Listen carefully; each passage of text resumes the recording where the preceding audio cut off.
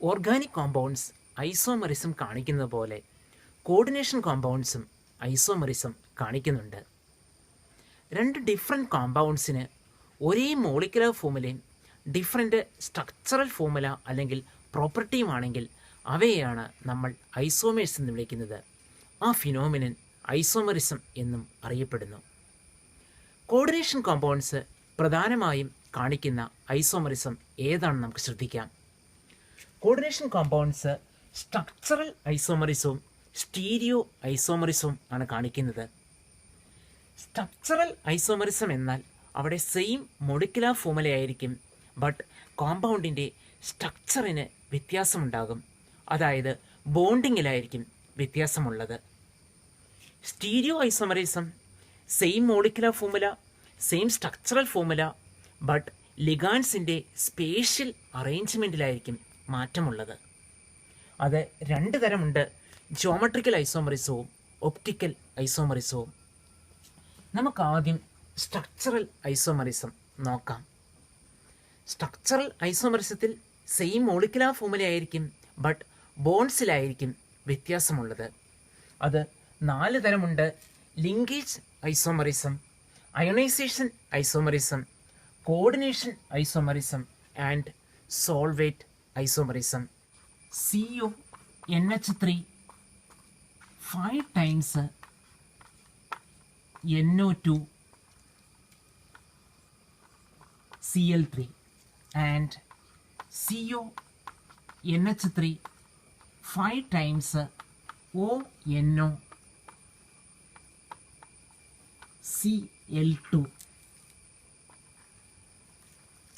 ഇവിടെ നമുക്ക് കാണാൻ പറ്റും CONH3 NO2 Cl2വും രണ്ടാമത്തെ കോമ്പൗണ്ടും തമ്മിലുള്ള വ്യത്യാസം. ഇവിടുത്തെ ലിഗാൻസ് ഫസ്റ്റ് കോമ്പൗണ്ടിൽ NO2 അഥവാ നൈട്രിറ്റോ N ആണ് ലിഗാൻഡായി ആക്ട് ചെയ്യുന്നത്. സെക്കൻഡ് കോമ്പൗണ്ടിൽ നൈട്രിറ്റോ O ആണ് അഥവാ ONO ആണ് ലിഗാൻഡായി ആക്ട് ചെയ്യുന്നത്.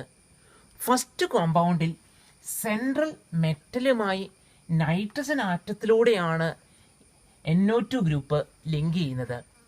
സെക്കൻഡ് കോമ്പൗണ്ടിൽ ഓക്സിജൻ ആറ്റത്തിലൂടെയാണ് NO2 ഗ്രൂപ്പ് ലിങ്ക് ചെയ്യുന്നത്.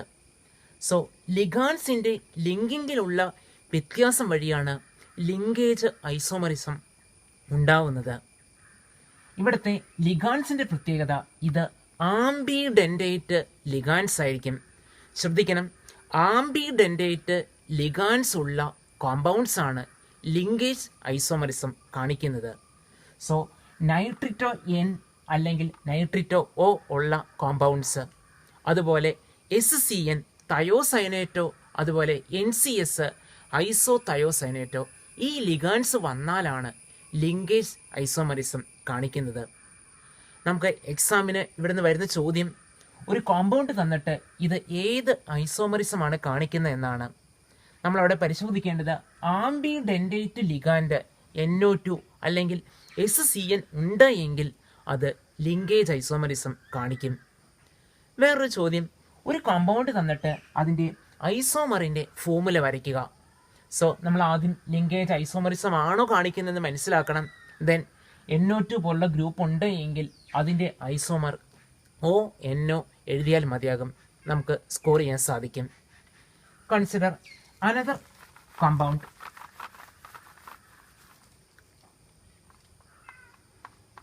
CONH3 5 times SO4 Br and CONH3 5 times Br SO4. ഇവിടെ നിങ്ങൾക്ക് ശ്രദ്ധിക്കാൻ പറ്റും, ഒന്നാമത്തെ കോമ്പൗണ്ടിലെ ലിഗാൻഡ് രണ്ടാമത്തെ കോമ്പൗണ്ടിൽ കൗണ്ടർ അയോണാണ്.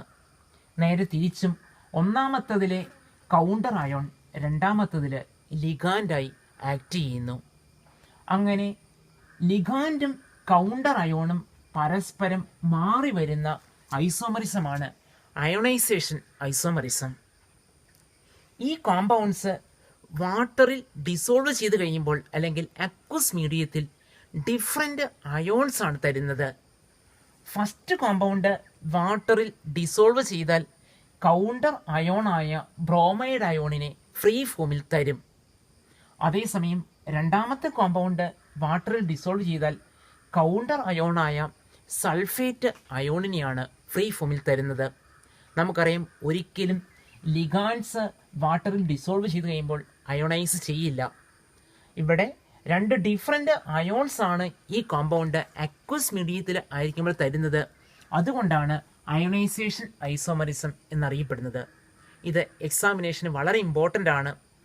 നമുക്ക് ഒരു കോമ്പൗണ്ട് തന്നാൽ അതിൻ്റെ പെയർ വരയ്ക്കാനായി കൗണ്ടർ അയോണിനെയും ലിഗാൻഡിനെയും പരസ്പരം മാറ്റി ഇട്ടാൽ മതിയാകും. ഇവിടുന്ന് നമുക്ക് വേറൊരു ചോദ്യം കൂടി വരാറുണ്ട്. കൺസിഡർ ഫസ്റ്റ് ആൻഡ് സെക്കൻഡ് കോമ്പൗണ്ട്സിലേക്ക് ബേരിയം ക്ലോറൈഡ് സൊല്യൂഷൻ ആഡ് ചെയ്യുന്നു. ഫസ്റ്റ് കോമ്പൗണ്ടിൽ ബേരിയം ക്ലോറൈഡ് ആഡ് ചെയ്താൽ നമുക്ക് യാതൊരുവിധ ഒബ്സർവേഷനും ഉണ്ടാകില്ല. സെക്കൻഡ് കോമ്പൗണ്ടിലേക്ക് ബേരിയം ക്ലോറൈഡ് അഥവാ BeCl2 ആഡ് ചെയ്താൽ വൈറ്റ് പ്രസിപ്പിറ്റേറ്റ് കിട്ടും. നമുക്ക് പ്രാക്ടിക്കലി പഠിക്കാനുണ്ട്. സൾഫേറ്റ് റാഡിക്കലിനെ അഥവാ സൾഫേറ്റ് അയോണിനെ തിരിച്ചറിയാനാണ് ബേരിയം ക്ലോറൈഡ് സൊല്യൂഷൻ ഉപയോഗിക്കുന്നത്. ഒരു കോമ്പൗണ്ടിൽ സൾഫേറ്റ് അയോൺ ഉണ്ട് എങ്കിൽ ബേരിയം ക്ലോറൈഡ് ആഡ് ചെയ്താൽ വൈറ്റ് പ്രസിപ്പിറ്റേറ്റ് കിട്ടും. സോ സെക്കൻഡ് കോമ്പൗണ്ടിൽ സൾഫേറ്റ് കൗണ്ടർ അയോൺ ആണ്. അതുകൊണ്ടാണ് ബേരിയം ക്ലോറൈഡ് ആഡ് ചെയ്താൽ ബേരിയം സൾഫേറ്റിൻ്റെ വൈറ്റ് പ്രസിപ്പിറ്റേറ്റ് കിട്ടുന്നത്. ഒന്നുകൂടി ശ്രദ്ധിക്കുക, അയണൈസേഷൻ ഐസോമർസത്തിൽ ഐസോമേഴ്സ് അക്വസ് മീഡിയത്തിലായിരിക്കുമ്പോൾ ഡിഫറെൻ്റ് അയോൺസ് ആയിരിക്കും പ്രൊഡ്യൂസ് ചെയ്യുന്നത്. അതിൻ്റെ കാരണം കൗണ്ടർ അയോണും ലിഗാൻഡും പരസ്പരം മാറി വരുന്നത് കൊണ്ടാണ്. Consider 2 other compounds, CO, NH3 6 times, Cr, Cn 6 times, and Cr, NH3 6 times, CO, Cn 6 times. ഒരു ജോഡി കോമ്പൗണ്ട്സ് ആണ് വരച്ചിരിക്കുന്നത്.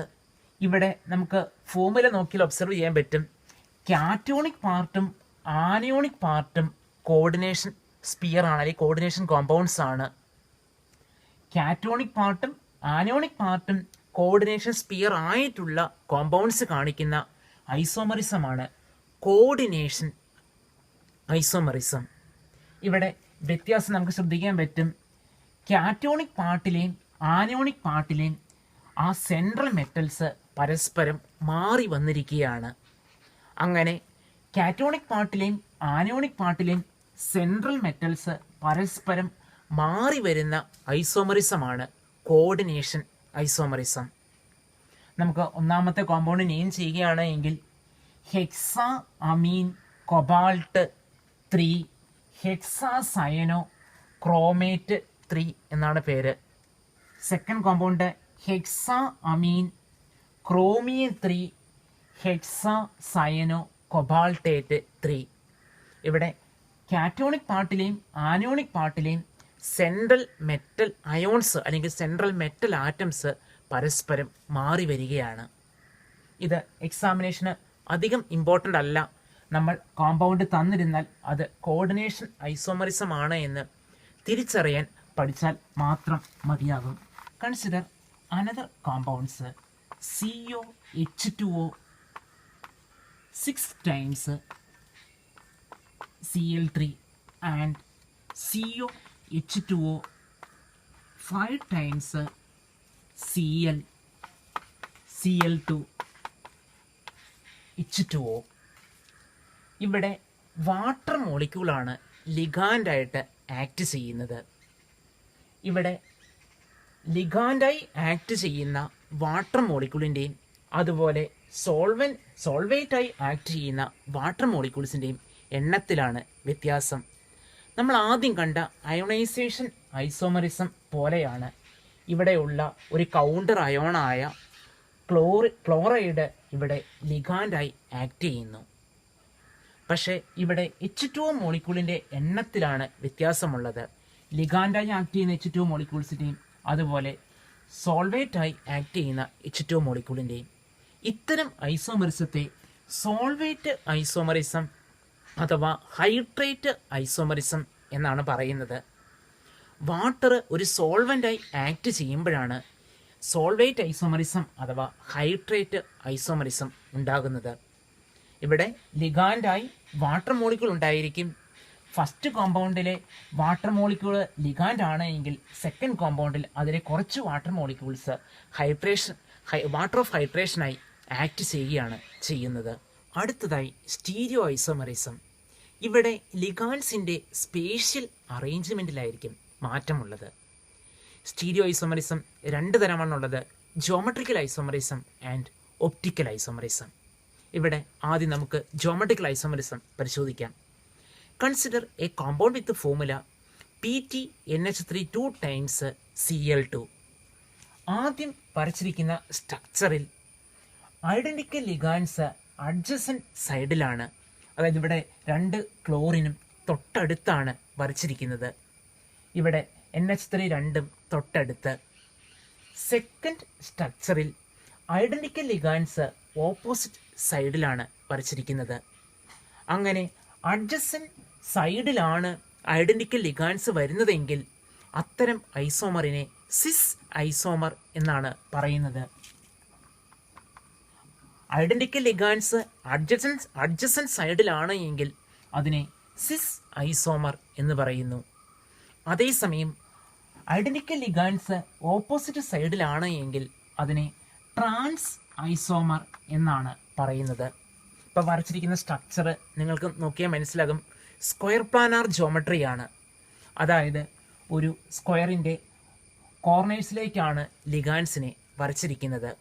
സ്ക്വയർ പ്ലാനാർ കോംപ്ലക്സ് സാധാരണ ജോമെട്രിക്കൽ ഐസോമറിസം അഥവാ സിസ് ട്രാൻസ് ഐസോമറിസം കാണിക്കാറുണ്ട്. Consider to other compounds PtNH3 Cl Br and PtNH3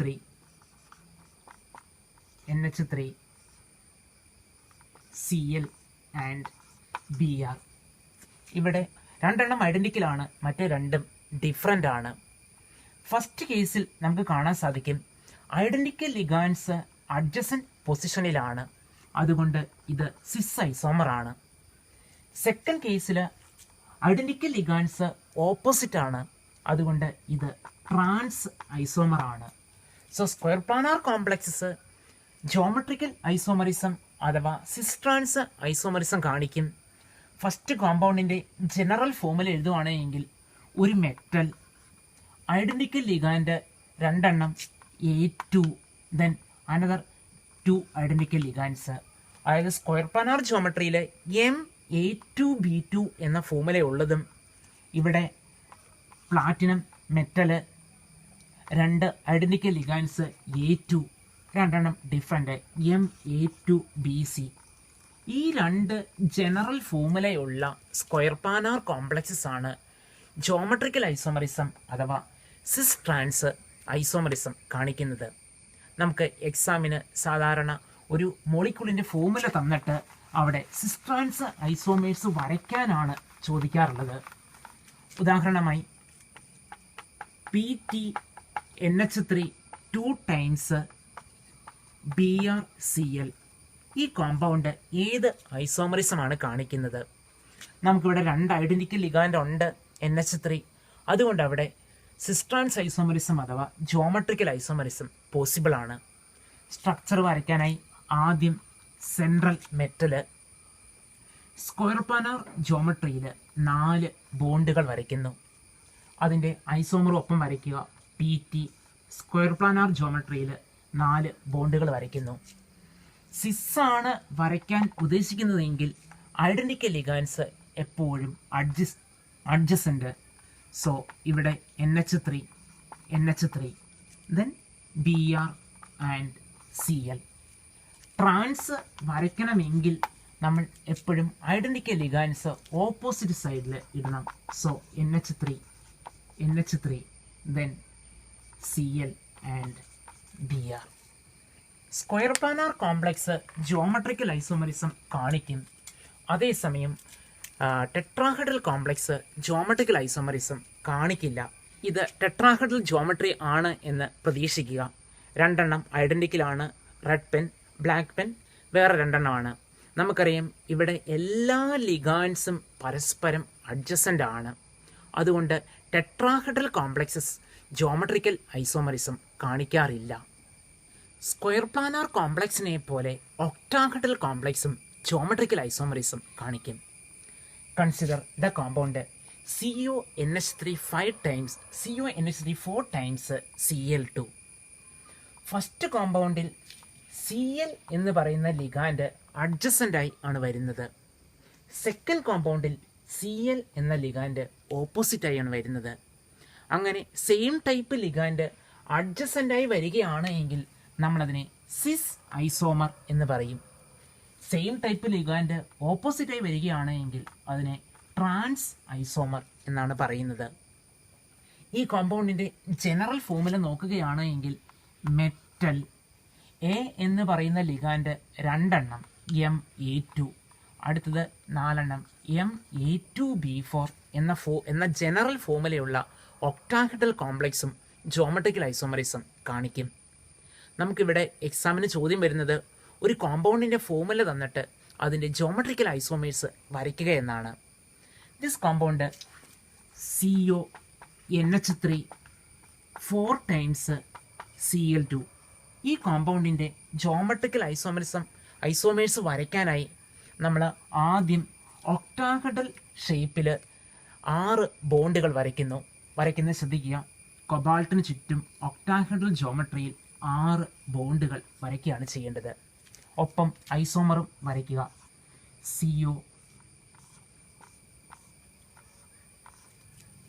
Cs isomer ആണ് വരയ്ക്കാൻ ഉദ്ദേശിക്കുന്നത് എങ്കിൽ ഇവിടെ Cl ആണ് 2 എണ്ണം ഉള്ളത്. അത് ഏതെങ്കിലും അഡ്ജസൻറ്റ് പൊസിഷനിൽ ഇടുക. ഇവിടെ 2 ഇടത്തും വരയ്ക്കാം. അതിന് പകരം ഇവിടെ 2 ആയാലും കുഴപ്പമില്ല. റിമൈനിങ് പൊസിഷൻസിൽ NH3യെ പ്ലേസ് ചെയ്താൽ മതിയാകും. സിസ് ഐസോമറിൻ്റെ സ്ട്രക്ചർ നമുക്ക് കിട്ടി. ട്രാൻസ് ഐസോമർ വരയ്ക്കാനായി ഏതെങ്കിലും ഓപ്പോസിറ്റ് പ്ലേസിൽ Clനെ പ്ലേസ് ചെയ്യുക. ഒന്നുകിൽ ഈ 2 പൊസിഷനിൽ നമുക്ക് Clനെ പ്ലേസ് ചെയ്യാം, അതല്ലെങ്കിൽ ഈ 2 പൊസിഷനിൽ പോസിബിളാണ്, അല്ലെങ്കിൽ ഈ 2 പൊസിഷൻ. സോ Cl 2 ഓപ്പോസിറ്റ് പ്ലേസിലിട്ടു. റിമൈനിങ് പ്ലേസിൽ NH3 ഇട്ടാൽ നമുക്ക് ട്രാൻസ് ഐസോമർ കിട്ടും. ഒക്ടാഹെഡ്രൽ കോംപ്ലക്സസിൽ Ma2B4 എന്ന ഫോമുലയ്ക്ക് പുറമെ ബൈഡെൻഡേറ്റ് ലിഗാൻസ് വരുന്ന കോംപ്ലക്സസും ജിയോമെട്രിക്കൽ ഐസോമറിസം കാണിക്കും. Consider compound CuCl2 times en 2 times. ഇവിടെ ഈഥൈൻ 1,2 ഡൈഅമീൻ എന്ന് പറയുന്നത് ഒരു ബൈഡെൻഡേറ്റ് ലിഗാൻഡാണ്. ഇങ്ങനെ ബൈഡെൻഡേറ്റ് ലിഗാൻഡ് വരുമ്പോൾ ഐഡൻറ്റിക്കൽ ലിഗാൻസ് അഡ്ജസൻ്റ് ആണ് എങ്കിൽ നമുക്കതിനെ സിസ് ഐസോമർ എന്ന് വിളിക്കാം. ഐഡൻറ്റിക്കൽ ലിഗാൻഡ് ഓപ്പോസിറ്റ് ആണ് എങ്കിൽ അതിനെ ട്രാൻസ് ഐസോമർ എന്ന് വിളിക്കാം. ഇതിൻ്റെ ജനറൽ ഫോമുല നമുക്ക് റെപ്രസെൻ്റ് ചെയ്യാൻ സാധിക്കും. Ma2 B എന്ന് പറയുന്നത് ഒരു ബൈഡെൻഡേറ്റ് ലിഗാൻഡ് ആണ്. അതുകൊണ്ട് BB എന്ന് റെപ്രസെൻ്റ് ചെയ്യാം. അത് 2 times. ഈ രീതിയിൽ ഫോമുലയുള്ള ബൈഡെൻഡേറ്റ് ലിഗാൻഡ് വരുന്ന ഒക്ടാഹെഡ്രൽ കോംപ്ലക്സും ജിയോമെട്രിക്കൽ ഐസോമറിസം കാണിക്കും. അതിൻ്റെ സ്ട്രക്ചർ വരയ്ക്കുന്നത് എങ്ങനെയാണെന്ന് നമുക്ക് നോക്കാം. ആദ്യം സെൻട്രൽ മെറ്റൽ കൊബാൾട്ട് ഒക്ടാഹെഡ്രൽ രീതിയിൽ 6 ബോണ്ടുകൾ വരയ്ക്കുന്നു. ട്രാൻസ് ഐസോമർ വരയ്ക്കാനായും കൊബാൾട്ട് ഒക്ടാഹെഡ്രൽ രീതിയിൽ 6 ബോണ്ടുകൾ വരയ്ക്കുന്നു.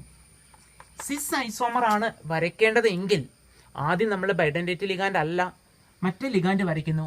സേ ക്ലോറിനെ ആദ്യം വരയ്ക്കാം. ഇത് അഡ്ജസൻ്റായി വരയ്ക്കുന്നു. അടുത്തത് 2 ബോണ്ടുകൾക്ക് ഇടയ്ക്കായി ബൈഡെൻഡേറ്റ് ലിഗാൻഡ് നമ്മളിവിടെ ഈനെ പ്ലേസ് ചെയ്തു. അത് കർവ്ഡ് ഷേപ്പിൽ കണക്ട് ചെയ്താൽ മതിയാകും. ഈ കർവ്ഡ് ഷേപ്പിൽ ട്രാൻസ് ഐസോമർ വരയ്ക്കാനായി ആദ്യം മോണോഡെൻഡേറ്റ് ലിഗാൻഡിനെ ഓപ്പോസിറ്റായി അറേഞ്ച് ചെയ്യുന്നു. സേ Cl ഇവിടെ അറേഞ്ച് ചെയ്തു. ഇനിയുള്ള പൊസിഷനിൽ വരയ്ക്കുന്നു. MA3B3 എന്ന ജനറൽ ഫോമുലയുള്ള ഒക്ടാഹെഡ്രൽ കോംപ്ലക്സ് വേറൊരു ജോമെട്രിക്കൽ ഐസോമറിസം കാണിക്കും. അത് സിസ്-ട്രാൻസ് ഐസോമറിസം എന്ന് അല്ല അറിയപ്പെടുന്നത്. ബോർഡിൽ ശ്രദ്ധിക്കുക, ഇവിടെ 3 Cl ഉണ്ട്, 3 NH3 ലിഗാൻസ് അറ്റാക്ക് ചെയ്യുന്നുണ്ട്. ഇവിടെ ഐഡന്റിക്കൽ ലിഗാൻസ് ഒക്ടാഹെഡ്രന്റെ സെയിം ഫേസിലാണ് ഒക്കുപ്പൈ ചെയ്യുന്നത്. നമ്മൾ ഐഡന്റിക്കൽ ലിഗാൻസിനെ കണക്ട് ചെയ്ത് വരച്ചാൽ നമുക്ക് ഒരു ഇക്വലാറ്ററൽ ട്രയാങ്കിൾ കിട്ടും. അതായത് ഒക്ടാഹെഡ്രന്റെ ഒരു ഫേസിലാണ് ഐഡന്റിക്കൽ ലിഗാൻസ് അവിടെ അറേഞ്ച് ചെയ്തിരിക്കുന്നത്. അങ്ങനെ ഐഡന്റിക്കൽ ലിഗാൻസ് ഒക്ടാഹെഡ്രന്റെ ഒരു ഫേസിലാണ് അറേഞ്ച് ചെയ്തിരിക്കുന്നതെങ്കിൽ അത്തരം ഐസോമറിനെ വിളിക്കുന്നത് ഫേഷ്യൽ ഐസോമർ എന്നാണ്. ചുരുക്കി FAC എന്ന് മാത്രമേ എഴുതുള്ളൂ. ഒക്ടാഹെഡ്രൽ കോംപ്ലക്സസിൽ 3 ഐഡന്റിക്കൽ ലിഗാൻഡ് ഒക്ടാഹെഡ്രന്റെ ഒരു ഫേസിലാണ് ഒക്കുപ്പൈ ചെയ്യുന്നതെങ്കിൽ അതിനെ ഫേഷ്യൽ ഐസോമർ എന്ന് വിളിക്കുന്നു. സെക്കൻഡ് കോമ്പൗണ്ടിൽ ഇവിടെ ക്ലോറിൻ ലിഗാൻഡ് അറേഞ്ച് ചെയ്തിരിക്കുന്നത് ഫേസിലല്ല, മറിച്ച് ഒക്ടാഹെഡ്രന്റെ മെറിഡിയനിലാണ്. റിമൈനിങ് ലിഗാൻഡ്സ് കൂടി വരയ്ക്കുകയാണ് എങ്കിൽ NH3. ഇവിടെ ഐഡന്റിക്കൽ ലിഗാൻഡ്സ് ഒരു ഫേസിലല്ല, ഒരു മെറിഡിയനിലാണ് കിടക്കുന്നത്. അതുകൊണ്ട് അതിനെ മെറിഡിയോണൽ ഐസോമർ എന്നാണ് പറയുന്നത്. ഷോർട്ടായി മെർ ഐസോമർ എന്ന് എഴുതാറുണ്ട്. നമുക്ക് തന്നിരിക്കുന്ന കോമ്പൗണ്ടിന്റെ ജനറൽ ഫോർമുല MA3B3 ആണെങ്കിൽ അത് സിസ്-ട്രാൻസ് ഐസോമറിസം ആയിരിക്കില്ല, facial and മെറിഡിയോണൽ type geometrical isomerism ആയിരിക്കും. നമുക്ക് എങ്ങനെയാണ് സ്ട്രക്ചർ വരയ്ക്കുന്നത് നോക്കാം. ആദ്യം സെൻട്രൽ മെറ്റല് ഒക്ടാഹെഡ്രൽ രീതിയിൽ 6